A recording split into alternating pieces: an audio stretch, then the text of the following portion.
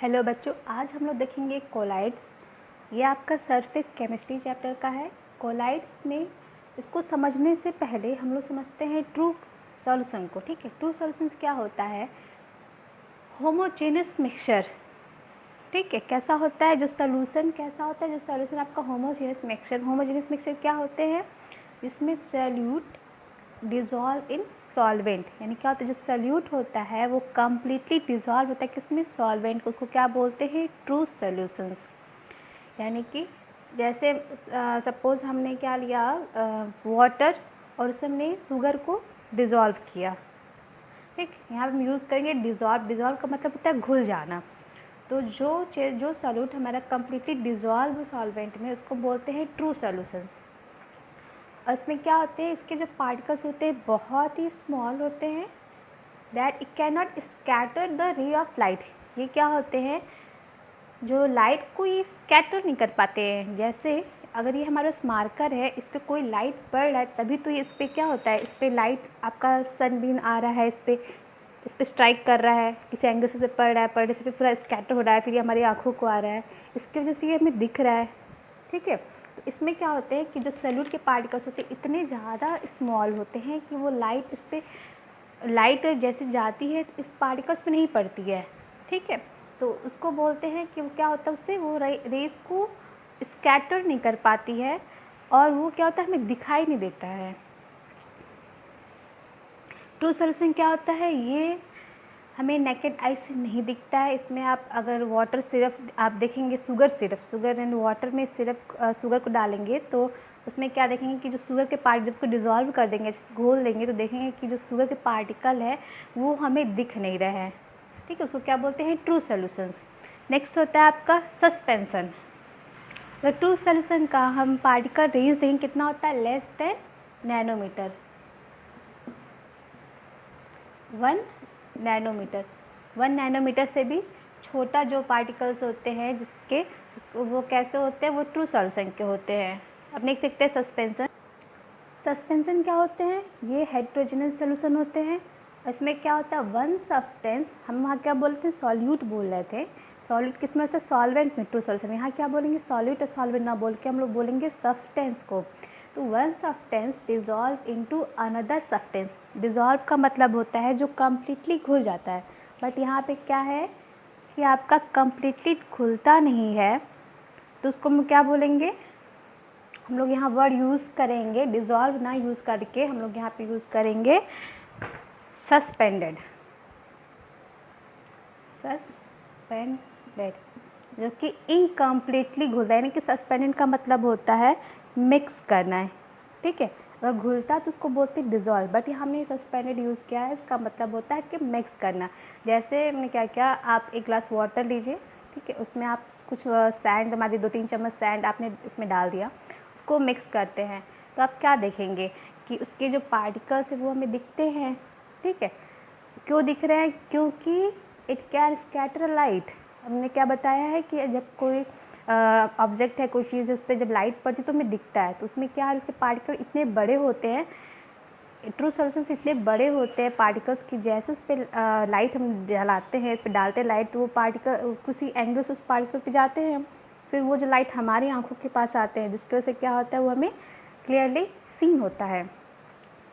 ठीक है, it can scatter light, और ये क्या होता है, इनकम्प्लीटली डिज़ोल्व, और डिज़ोल्व वर्ड यूज़ करें तो इनकम्प्लीटली डिज़ोल्व होगा। और सस्पेंडेड का मतलब होता है मिक्स है, यानी कि हम कहेंगे वाटर और सैंड का मिक्सचर है। ठीक, इनके पार्टिकल्स कहते हैं दीज पार्टिकल्स विल सेडिमेंट। मतलब क्या होता है, जैसे आपने खूब स्टैर किया उसको, आपने सैंड को वाटर में स्टैर किया, तो कुछ देर बाद क्या देखते हैं कि वो धीरे धीरे वो बैठने लगता है नीचे। ठीक है, तो यानी कि क्या होता है, पार्टिकल विद सेडिमेंट। उस पार्टिकल का अगर हम साइज देखें कितना होता है, मोर देन 1000 नैनोमीटर,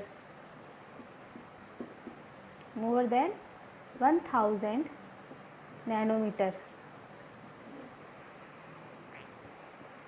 अब हम लोग अपने टॉपिक पे आते हैं, कोलाइड्स में। कोलाइड्स कैसा होता है? ये आपका हेट्रोजीनस सॉल्यूशन होता है। ठीक है, यहाँ हम क्या वर्ड यूज़ करेंगे, इसमें क्या, इसको कैसे डिफाइन करेंगे, a substance is dispersed into the another substance. हम लोग ट्रू सॉल्यूशन में बोलते थे डिजॉल्व, सस्पेंशन में बोलते थे सस्पेंडेड। यहाँ हम लोग कहेंगे कि डिस्पर्स करे, यानी एक सस्टेंस दूसरे सस्टेंस को डिस्पर्स करता है तो उसको बोलते हैं कोलाइड्स। ये कैसे होते हैं, ट्रू सॉल्यूशन हमें नेकेड आई से नहीं दिखते थे उसके पार्टिकल्स, जबकि हमारा सस्पेंशन में नेकेड आई से हम पार्टिकल को, यानी सैंड को जो मिक्स कर रहे थे वाटर में, उसको हम देख ले रहे थे। जबकि ट्रू सॉल्यूशन में क्या था, शुगर सिरप में शुगर को हम लोग डिज़ोल्व करने के बाद शुगर को हम लोग अपनी नेकेड आई से नहीं देख सकते थे। इसमें क्या होता है, इसमें आप इसके पार्टिकल को भी आप नेकेड आई से नहीं देख सकते, but it can scatter light, लेकिन उसके जो पार्टिकल्स हैं लाइट को स्कैटर करते हैं। For example Tyndall effect. Tyndall effect में आप क्या देखते हैं कि सन है, आप किसी बहुत बंद अंधेरे कमरे में हैं, उसमें से एक सन की रोशनी कहीं से आ रही है, कोई मान लीजिए कोई रोशनदान हुआ, कोई छेद हुआ, कहीं से आपका सन की बीम आ रही, इसमें आप क्या देखते हैं कि एक लाइन बनती है, उसमें ढेर सारे डस्ट पार्टिकल दिखते हैं, ठीक है।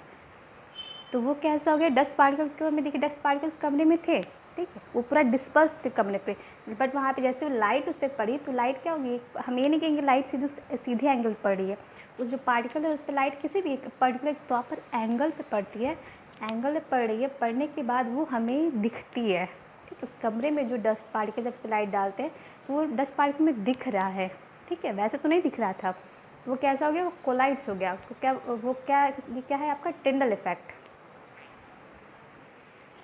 जैसे हम लोग ट्रू सॉल्यूशन में दो टर्म यूज़ कर रहे थे, कौन कौन सा, सॉल्यूट, एक होता था सॉल्वेंट, एक होता सॉल्यूट आपका, दूसरा क्या होता था सॉल्वेंट। या फिर हम लोग जब आप एडजॉर्प्शन पढ़े थे तो उसमें आपने दो टर्म देखा था कि क्या होता है, एक होता है एडजॉर्बेंट, एक होता है एडजॉर्बेट। सेम यहाँ भी हमने दो टर्म्स को देखेंगे, एक होता है आपका डिस्पर्सन फेज, एक होता है डिस्पर्सन मीडियम। डिस्पर्सन फेज क्या होगा, is a substance is that is disperse into another substance, यानी कि जो सब्सटेंस हमारा किसी दूसरे सब्सटेंस में डिस्पर्स्ड हो रहा है तो उसको बोलते हैं डिस्पर्सन फेज, ठीक है। और डिस्पर्सन मीडियम क्या होता है, is a substance that provide a medium to the dispersion phase particle, यानी उस पार्टिकल्स को डिस्पर्सन के लिए जो मीडियम प्रोवाइड करता है उसको बोलते हैं डिस्पर्सन मीडियम। जैसे हमने क्या किया, एक ग्लास आपका वाटर लिया, ठीक है, सपोज आपको क्या बनाना है, शिकंजी बनाना है, ठीक, तो शिकंजी बनाने के बाद क्या करेंगे, आप वाटर लेंगे, ठीक है, वाटर में क्या करेंगे, लेमन डालेंगे, वाटर में ही आप शुगर डालेंगे, वाटर में ही आप सॉल्ट डालेंगे, ठीक है। तो वाटर क्या हुआ, आपका एक मीडियम है, आपको किसके लिए मीडियम प्रोवाइड कर रहा है, शुगर के लिए, सॉल्ट के लिए, लेमन के लिए, वो आपके लिए आपको मीडियम प्रोवाइड कर रहा है, ठीक है। तो वही आपका कहलाएगा डिस्पर्सन मीडियम, यानी वाटर क्या होगा यहाँ पे डिस्पर्सन मीडियम, और इसमें क्या क्या डिस्पर्स्ड हो रहा है वो आपका होगा, इसमें क्या था, लेमन हमने डाला ऊपर से, ठीक है, वो उसको जैसे हमने स्क्विज करेंगे तो क्या होगा, इसमें डिस्पर्स्ड होगा। इसका बेस्ट एग्जांपल है आपका इंक। इंक को जब हम वाटर में डालते हैं तो क्या देखते हैं, इंक आपका धीरे धीरे पहले आएगा यहाँ पे, धीरे धीरे वो फैल जाता है, यानी वो डिस्पर्स्ड हो जा रहा है। डिस्पर्स का मतलब है पूरी तरह से फैल जाना, बिखरना, वो डिस्पर्स हो जा रहा है, तो उसको क्या, वो कैसा होता है आपका कोलाइडल सॉल्यूशंस होते हैं। ये हो गया term dispersion phase, dispersion medium. Next हम लोग पढ़ेंगे क्लासिफिकेशंस ऑफ कोलाइड्स। उसको कई तीन तरीके से क्लासीफाइड, तीन बेसिस पे क्लासीफाइड किया गया है, उसको हम लोग नेक्स्ट वीडियो में समझेंगे।